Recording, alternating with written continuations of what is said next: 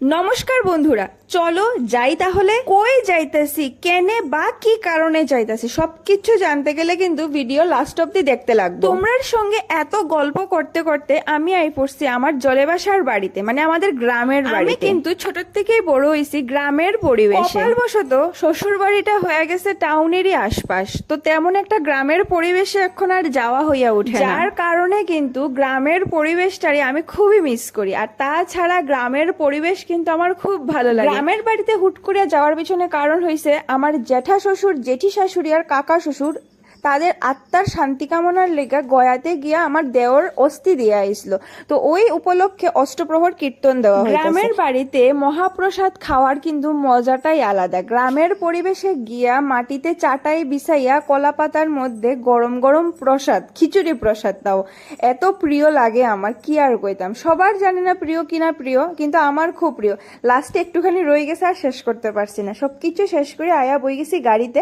এখন যাইমু আমার ছোট কাকা শ্বশুরের ঘরে। একটা মজার প্লাস আনন্দের কথা কি জানো, তোমরা সঙ্গে আজকে শেয়ার করতেছি। এই যে পুচকুটা দেখতেছো আমার কুলে, ওই থেকে আমার ননদ, মানে এত ছোট ননদ, আমার আপন কাকা শ্বশুরের মেয়ে। আমি এত ভালো একটা বৌদি যে আমি আমার ননদের কোলে পিঠে করে মানুষ করতেছি। আর আমার মেয়েও এত লাকি যে পিসি পাইছে, যে ছোট্ট পিসি, একদম পিসিরাই কোলে রইতে পারবে না। আমার মেয়ে তার থেকে একটু বড় আছে, বৎসর খানিকের বড় আছে। তো যার কারণে আমি অনেক লাকি মনে করি নিজেরে, আমার নিজের ননদরে আমি নিজে কুলে পিঠে করে মানুষ করতেছি। আর এদিকে আমার মেয়ে তাই পিসিরে আমি কুলে লইছি কই থেকে, ও খুব কান্নাকাটি করতেছে যে মা আমিও কুলে উঠবো, আমিও কুলে উঠবো, এরকম টাইপসের। কিছু তো কইতে পারে না। তো যেহেতু বাচ্চাটারে কুলে লইছি, তো বাচ্চারা সবাই মার কুলে উঠা গেছে, এই লিগা খুব কান্নাকাটি করতেছে। পরে একটু বুঝতে পারছে যে ছোট একটা আবু আদর দেওয়ার লিগা মানে আগাইয়া আইছে।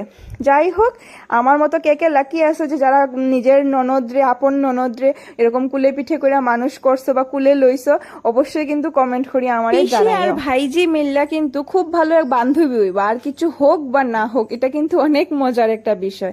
আর আমরা ঠাম্মা কিন্তু এখনো তিনি আছেন, এই আমার ছোট কাকুর সঙ্গেই থাকেন। আর আমার মেয়ে তো ওর বোম্মারে দেখা খুব খুশি হয়েছে, ওর আদর দেওয়ার লেগে খুব পাগল পাগল অবস্থা। এই যে আদর দেওয়ার লেগে গেছে, এই যে আমরা ঠাকুমা, মানে আমার শ্বশুর মশাইয়ের মা। তো কমেন্ট করে জানিয়ে ভিডিও